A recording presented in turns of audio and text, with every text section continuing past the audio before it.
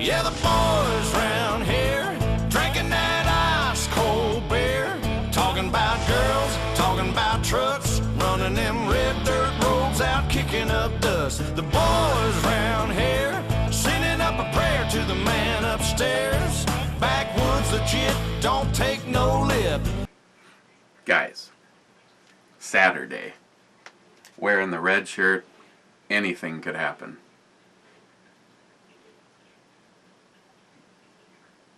And I have no idea what the hell my neighbor's doing. Normally, that sound would be him shoveling snow between the houses, which is a fingernail on a chalkboard kind of a sound, but I have no clue what he's doing because it hasn't snowed today. As a matter of fact, today, right now, it's 51. Rich, if you didn't already see the comment that I left, yes, I appreciate what you said. I made sure that I vacuumed up and wiped the floor down because of the primers that fell out of the press, and don't want to get any mercury inside of my Shelby. So, other than that, as a side note, like Don, there's only 4 easy screws that hold that plate on, and then it's just real easy to dump the thing out. A lot easier than, you know, drilling holes in it or anything like that. And if you put spacers underneath it, then they're going to be going. It's just this works just fine. The tally is in, and I believe it was by 2 votes, and at the last minute, Glockgeist, William, put in a vote for 1776, and I appreciate it because I think, I don't know if it was in record territory of actually voting, but it was definitely a lot of people, and I definitely appreciate that. This is an American brown ale, marinated in oak barrels. It's aged in rye whiskey barrels. It is 10.4%. So, being that they're saying rye whiskey barrels, I'm assuming that something has already been in the barrel and it's just not going to get some kind of an oaky flavor. Where this is Virginia, Sterling, Virginia, and this was one of the ones from my buddy Tom. So, and I hope I'm not screwing this up. Dub Glock 23 requested some eye candy, and now that, well, I guess it's like dual eye candy. I guess I'm not quite sure which one I'll just go over here and I'll just drink from here. Wanted to see. Now, when you said the old AR, I just assumed that you meant my first AR, the one that everybody helped me to build. For the most part, it has stayed as originally set up. I did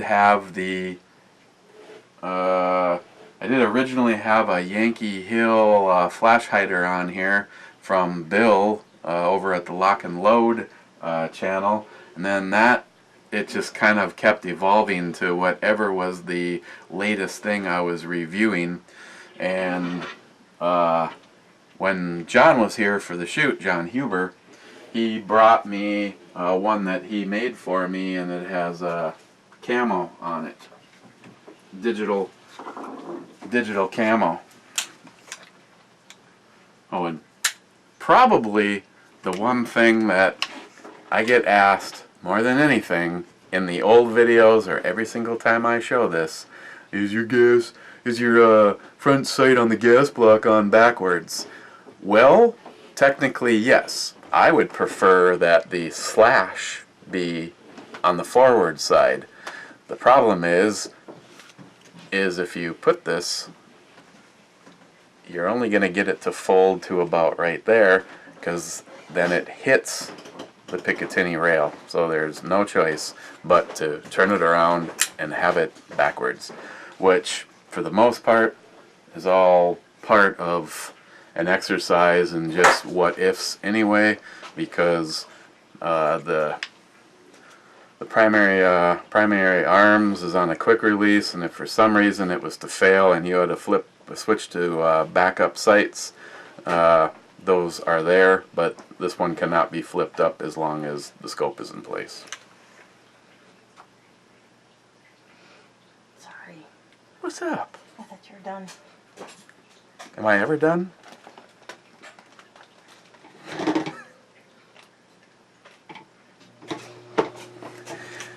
So, he wanted to see this, and I don't really have anything that I really want to use right now as a guinea pig, and you're going to be seeing a couple things coming up. I got sent to review, and they look really wicked, but I thought if I had an opportunity to go out and shoot, I would maybe bring a stock bird cage. Lord knows where I'd find one of those around here. And then this, and then compare it with the little something I got. So, Dub Glock 23, you wanted to see this? Oh, the one new thing that's on here is Agent Chaos. When he was up for the shoot, made me this, which was really cool because I was actually stealing Christine's. Mine.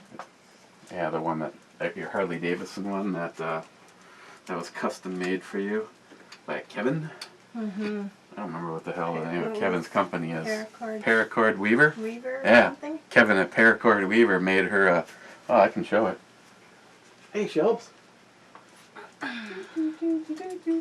Again, nobody misses me. There's boobs to your left and guns to your right. Kevin at Paracord Weaver made her one like this, and I have to say he really thinks the shit through, because one, you never know what's going to change, and Kevin makes it so that you can take the loops and open it up and put your own stuff on here, which in this particular case didn't. This was supposed to go on a rifle as of right now that never got built. No comment.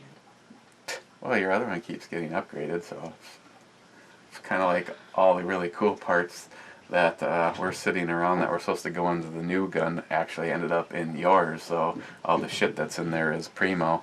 But you have the zombie colored one that Alert 357 made her, so that's why this one, as of right now, doesn't have a home.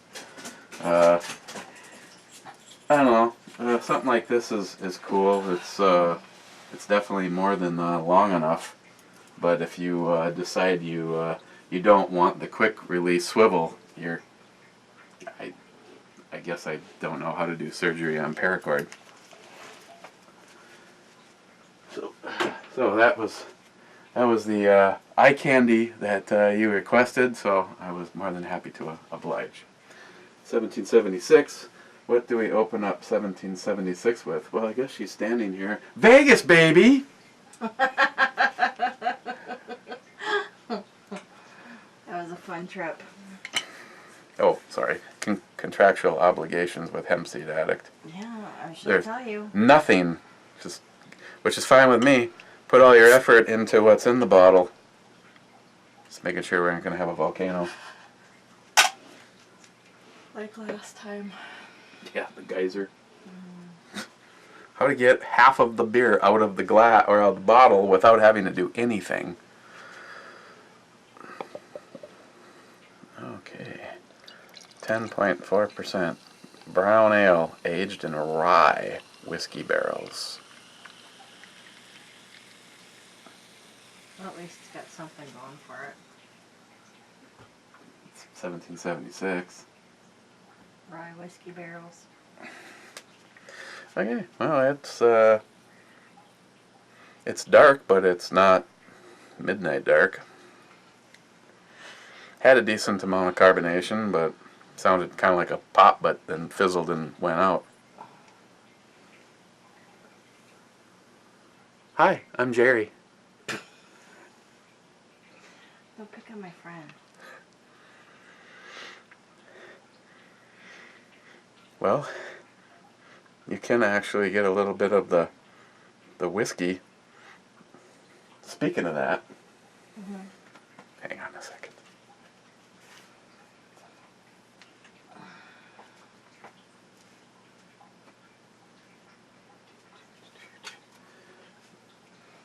What the hell? Oh.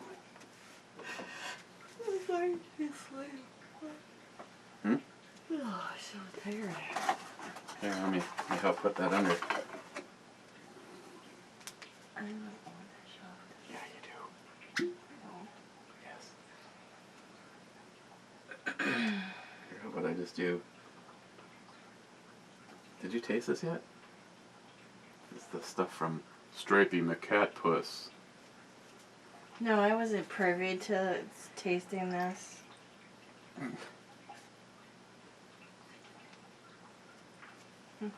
Nice. Cheers. Cheers, Lars, reviewer. Yeah, that Lars guy. I wonder how many times in a day that bastard gets toasted. That could have two meanings, really. I'm Well, not going there. actually, let me wait on this. I don't want to. You better not do that with your beer. I don't want it to. I don't want it to mingle at this moment in time. But That is good, though. there's plenty of whiskey and Scotch guys out there. Scotch. I guess this one would go out to the real Cobra Burnout when we get around to it. Otherwise, like always, the malty gunman is just going, why don't you start a revolver and whiskey review channel? Who's that? Malty gunman? You know, our Canadian. Yeah. Got that. Got all sorts of Start a what goodies. channel? A revolver and whiskey review channel. He loves revolvers and he loves whiskey. Whiskey, not rye. Yeah. Okay. Just checking. Well, I'm assuming he always says whiskey. Whiskey is harder to type than rye. That's how I legitimize it. Okay, and now back to our beer program. Now back to our previously recorded program. Yeah, it's got a semi-sweet. You can smell the oak, and I guess a little bit of a whiskey. So that's a good sign. It definitely has more of an aged and a sweetness, like a malty sweetness to it than a typical brown ale, which I'm okay with. Okay, so cheers, guys. That Lars asshole. Stop. Oh, you made me start. I am not going to blow good beer out my nose. So if you cannot control yourself, I'm going to have to ask you to leave. You started it. I didn't say anything.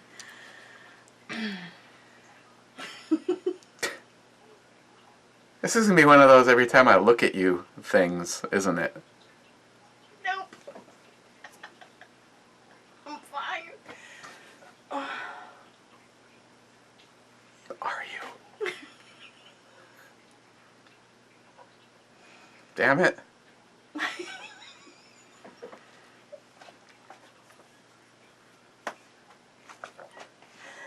gotta get out of here. I concur. You didn't have to agree so damn fast. God, not feeling the love. Jeez. Just like I just told Jim. Come over here. You can feel some love.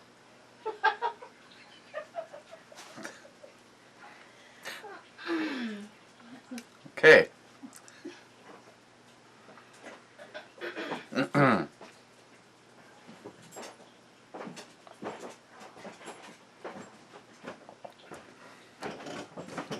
This one has definitely spent time in a barrel that has previously had whiskey in it.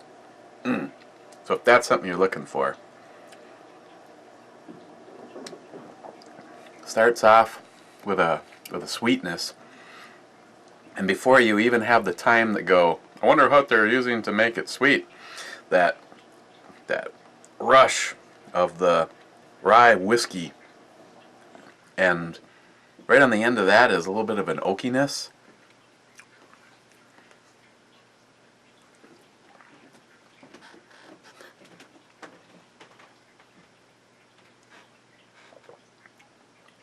.4%. There is a fair amount of booze in here.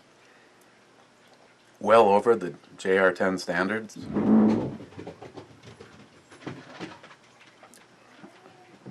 But it doesn't really come off as boozy. Not really. I guess when everything is all said and done, there's a little bit of a warming, but really well hidden.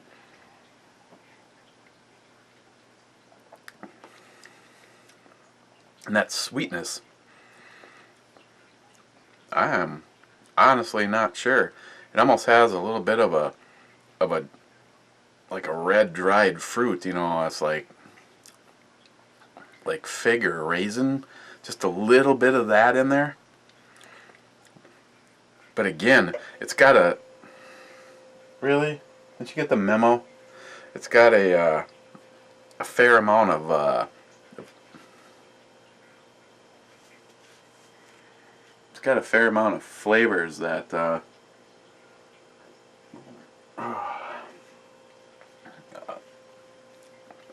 it's not just about one thing, or it's not just got the whiskey thing going.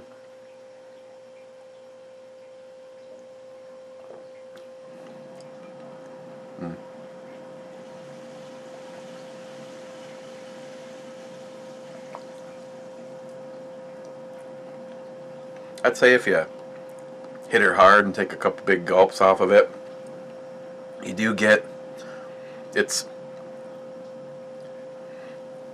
you know, when you take a shot of, like when I get around to doing that, take a shot, you kind of get all those flavors then right at the back of your throat. Again, something that Nick and Ed and Heffy and Travis would more fully understand and appreciate. But, and in case anyone's been wondering why, you know, Travis has really been pulling down some hours at the truck stop. I mean, seriously. I mean, so it's like, don't take offense to his absence, because he's been a working little bitch.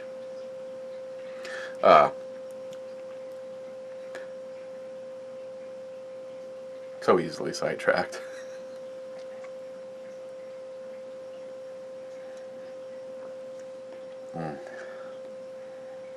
It's got to really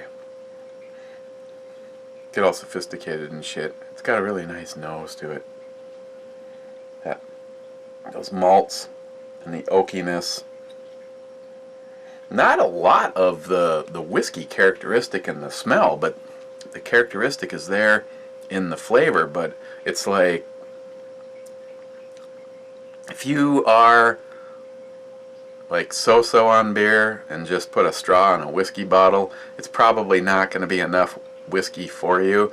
But if you can appreciate whiskey but love a good beer, then this isn't bad, because it's not. I've had some of the like Bourbon Barrel's beers, and they were just a little too much whiskey for me, actually.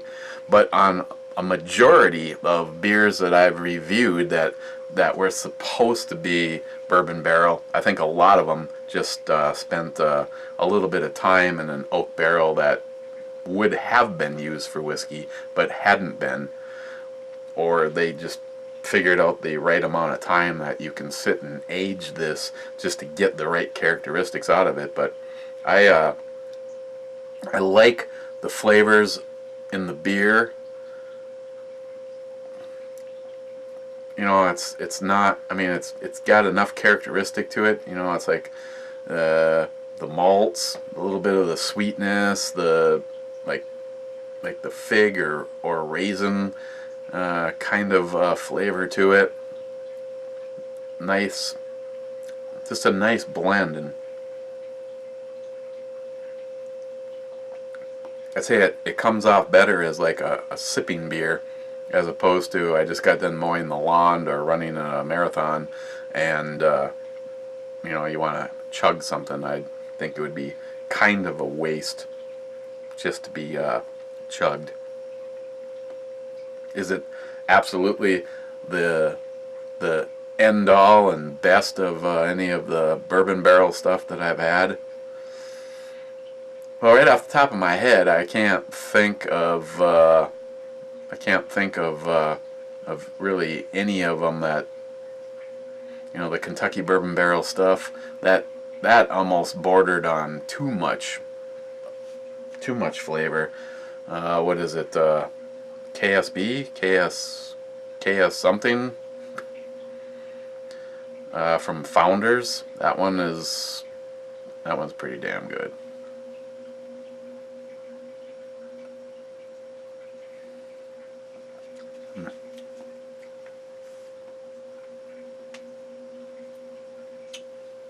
But we don't need to kill an entire night watching me drink it. I am willing to render an opinion. James E. Pepper, 1776 American Brown Ale, marinated in oak.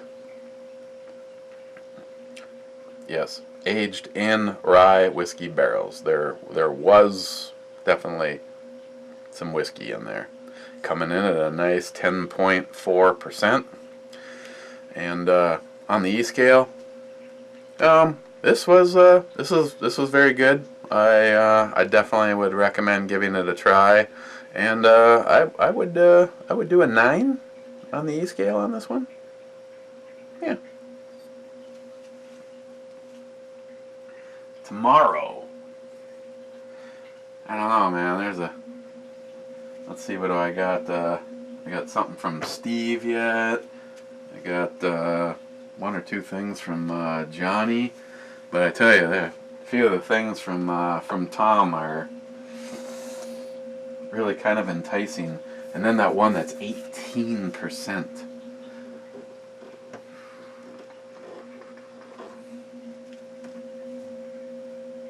Couple of them from Mickler. As an exercise in trying to make not to punish the beer that lost, but just to put a little time in between there, I'll take the spruce tipped and I will be moving it way down the line. And as far as full disclosure goes, everything about that beer sounds good.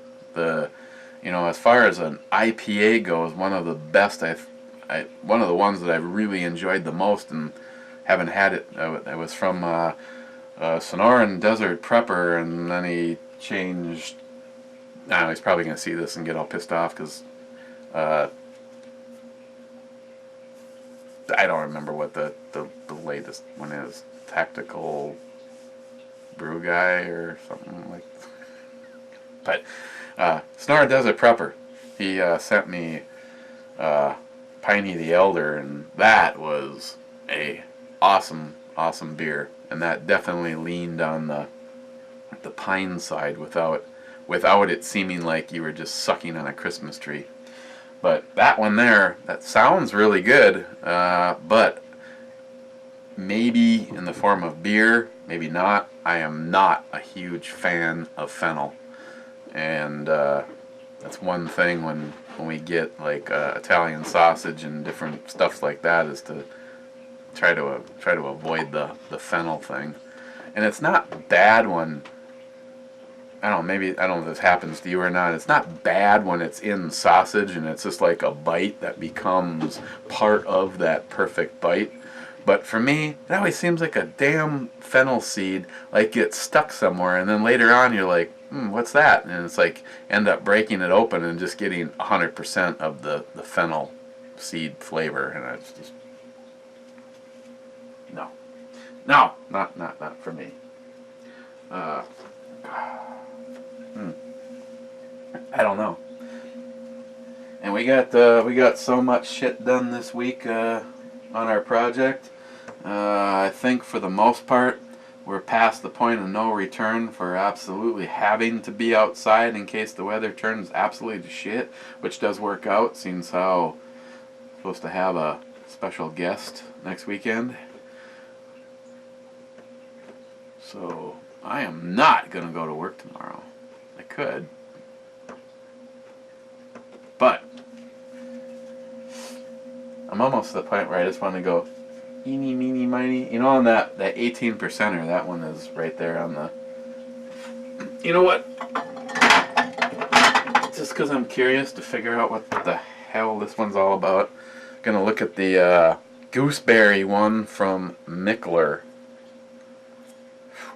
That was a pricey one bottle of beer. $14.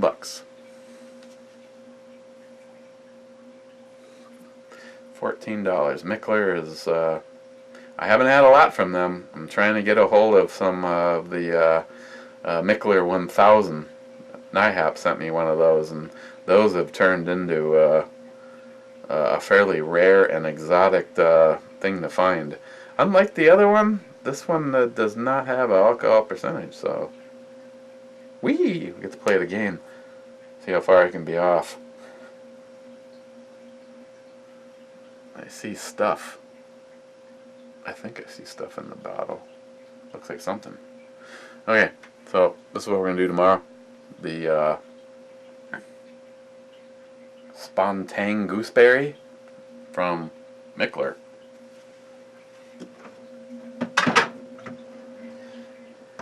Meanwhile, back at the Hall of Justice, Aquaman makes a tuna fish sandwich because he can't do shit.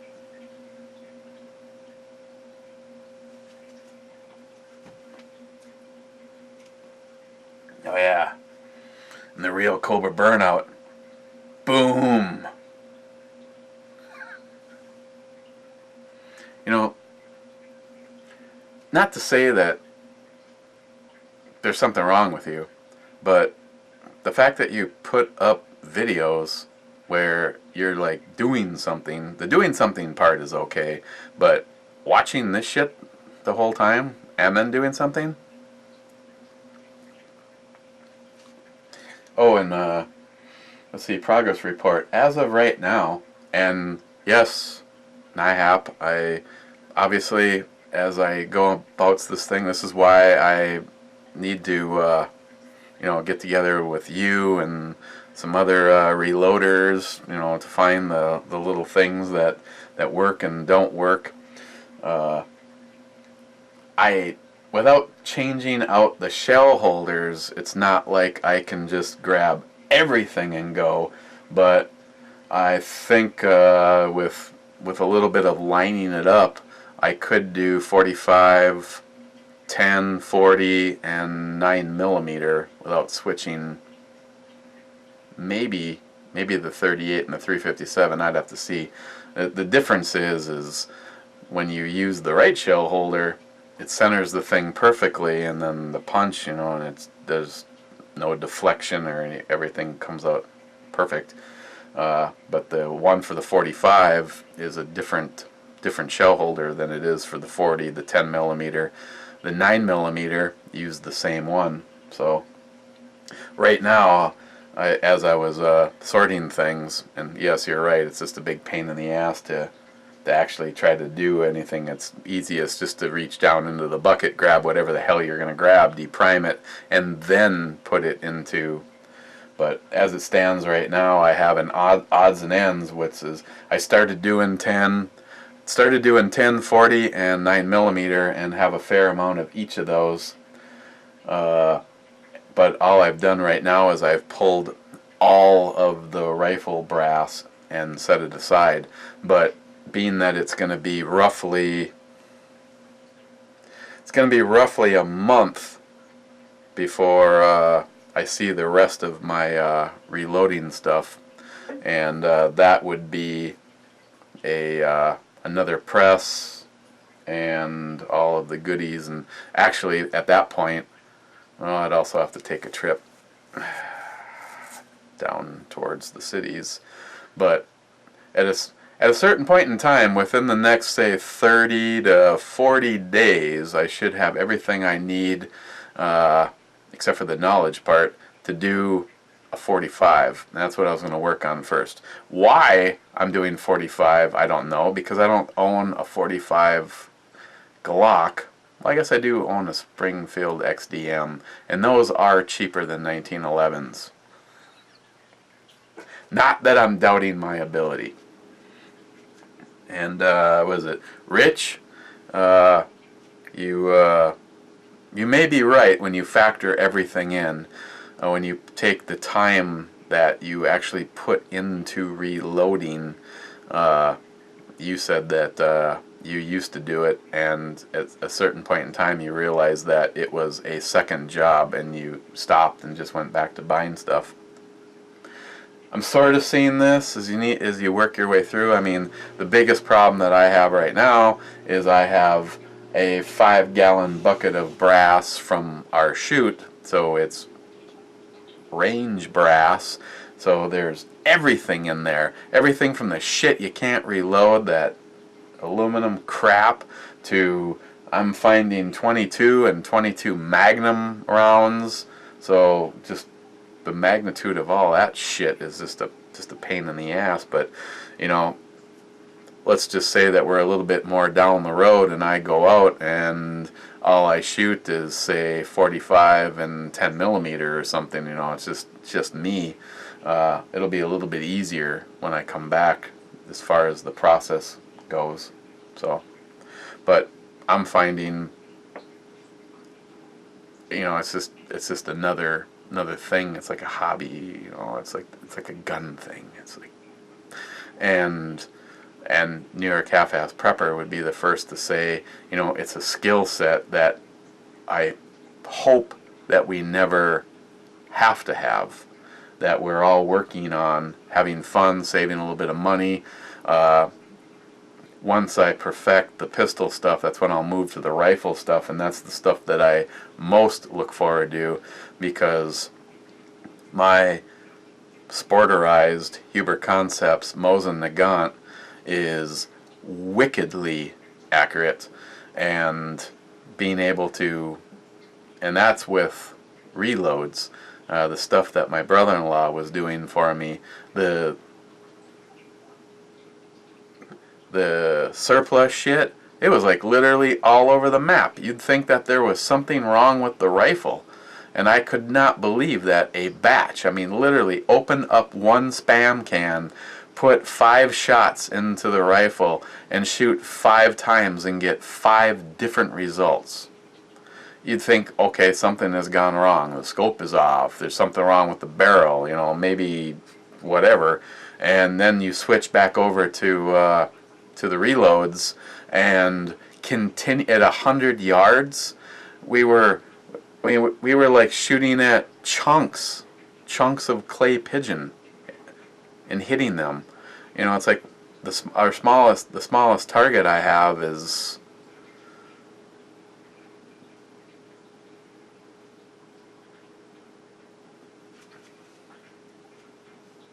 oh, I can't wait. This is my 1,000-yard goal for the JP. I got this steel target here that you can see. Look at that thing. That will be so awesome at 1,000 yards. Just be able to put a whole center mass on that. That's gonna be my 1,000-yard. When I know that I got that JP dialed in and I feel comfortable making a shot, that's what I'm going to shoot at 1,000 yards. That's my 1,000-yard target right there.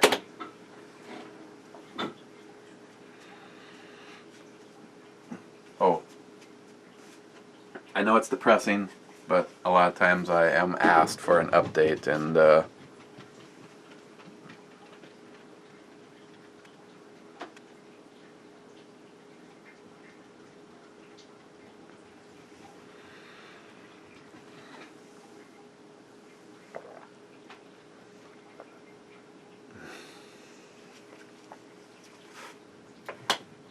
real Cobra burnout, man, that one for you, baby.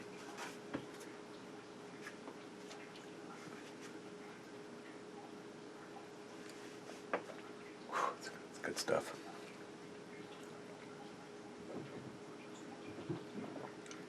I really look forward to the day that we can get on the big old jet airplane. Big old jet airliner gonna take me away and head over to Scotland.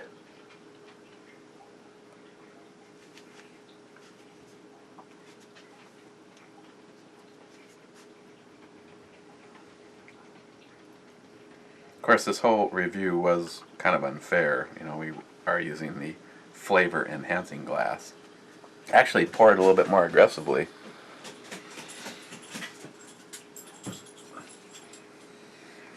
Pour it a little bit more aggressively. I also see that there was a bunch of shizat that came out of the glass. What's up, Fuzzy?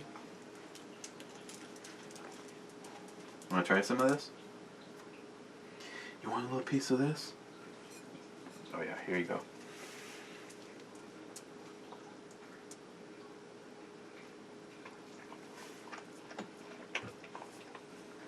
What do you think?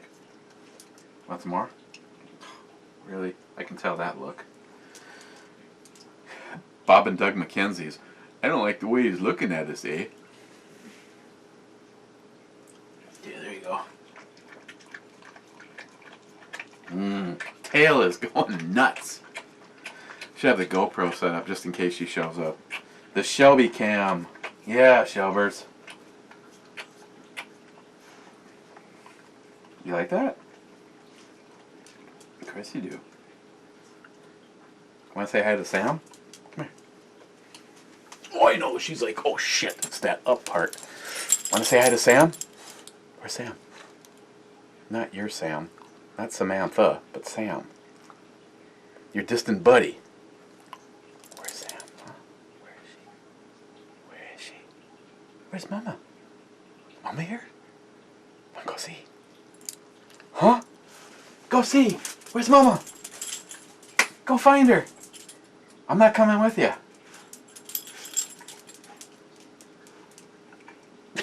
She's... Oh yes. Oh yes. Oh yes. Oh yes, you're so much cooler than Rudy. We'll see if that gets noticed. What? I'm probably pretty sure that will get caught. I'm pretty sure that he has like people that he pays to watch the whole video, and then like they just call him up.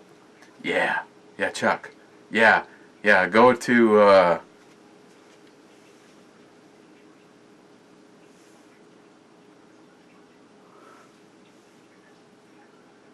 wow. Go to like an hour. Has it really been 51 minutes? Holy shit. We gotta get out of here. Half of you have already left anyway. So, okay. Tomorrow we'll take a look at the mystery gooseberry Mickler.